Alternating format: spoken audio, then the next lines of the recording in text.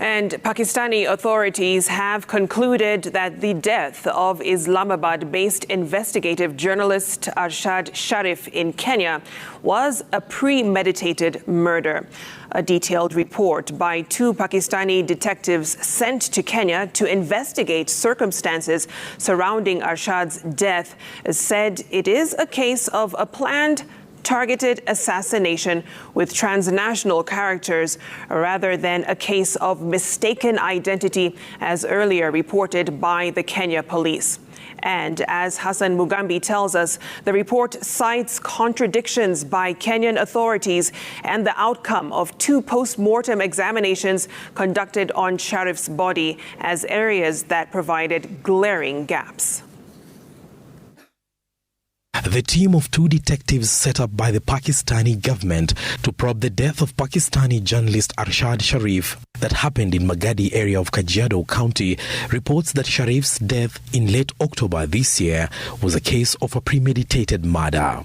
The fact-finding team conducted a number of interviews, examined and reconstructed the scene of crime, and examined the deceased phone and computers. In a 600-page report, the detectives say it is more probable that the firing of the gun was done after taking a proper aim at a stationary vehicle, terming it a ballistic impossibility for the bullet that hit Arshad to have penetrated the car while in motion without hitting the passenger seat where he sat. Reports indicate that Sharif's body had bruises and torture marks, suggesting that it was a targeted killing. The fact-finding team highlighted one wound in particular on Sharif's back, saying it appeared to have been inflicted from a relatively close range.